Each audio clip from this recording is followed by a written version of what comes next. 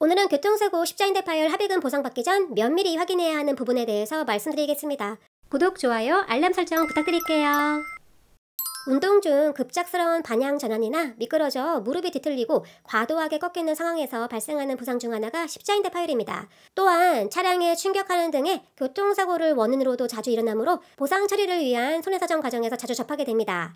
술관절이라고 이야기하는 우리의 무릎은 경골과 대퇴골이 맞닿아 관절을 이루고 있으며 주변의 근육과 연골 그리고 십자인대가 결합되어 안정을 이루고 있는 다리의 주요한 관절입니다. 특히 전방 및 후방 인대가 안쪽에서 십자 모양으로 교차하고 있으며 과도하게 무릎이 밀리지 않도록 잡아주는 역할을 하고 있습니다. 교통사고 십자인대 파열 부상의 경우 초기에 무릎이 붓는 증상과 함께 보행 시 관절이 뜻대로 조절되지 않아 흔들리게 되므로 곤란한 상황에 빠지게 됩니다. 따라서 십자인대 파열 장애는 이러한 불안정성을 중심으로 후유증 여부를 판단할 수 있습니다. 이에 대한 치료 과정을 살펴본다면 인대의 일부만 손상된 부분 파열의 경우 보존 치료를 시행하지만 완전 파열의 사례에서는 자연 치유가 어렵기 때문에 십자인대 재건수를 시행하게 됩니다. 그리고 적극적이고 지속적인 재활을 이행하여 사고 이전 상태로의 회복으로 다시 정상적인 일상생활로 복귀를 기대할 수 있습니다. 그러나 모든 피해자분들이 만족스러운 완전한 치유 결과를 얻어가는 것이 아니며 교통사고의 경우 십자인대 파열 합의금에 대한 손해의 평가 또한 필요하므로 후유장애에 대하여 보다 관심을 가지고 세심하게 살펴볼 필요가 있습니다.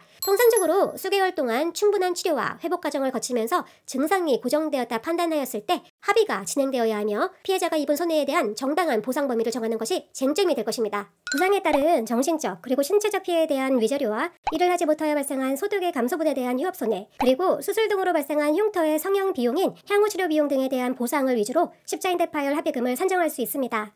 그리고 만약 장애가 남게 되었다면 이를 입증하여 인정되는 범위에 따라서 합의금 역시 달라질 수 있으며 이에 대한 보상 항목은 일실 수입에 해당하는 부분입니다. 따라서 십자인대 파열 후유장애 여부를 면밀하게 살피고 이를 객관적으로 평가받아 주장하는 손해사정 과정이 필요합니다. 특히 무릎의 불안정성은 객관적인 검사를 통하여 확인할 수 있으며 다친 부위인 환치과 반대편 건치과의 동요 차이를 통해 장애 여부를 평가할 수 있습니다. 이러한 동요 검사는 장비를 구비하고 있는 대학병원에서 가능하며 만약 유의미한 동요가 관찰된다면 이에 대한 노동능력의 상실 정도를 수치하여 3에서 30% 정도 범위 내에서 장애율을 판단할 수 있습니다. 그러나 보험사에서는 일시적인 후유증을 말하는 한시장애 또는 기항증까지 고려하여 십자인대 파열 후유장애를 제대로 인정하려 하지 않기 때문에 분쟁과 다툼이 되는 사안입니다. 때문에 후유장애를 포함한 보상 범위를 정하여 공정한 십자인대 파열 합의금을 산정하는 업무를 수행하는 것이 손해사정사인 보상 읽어주는 여자 저희의 중요한 역할이라 할 수 있습니다.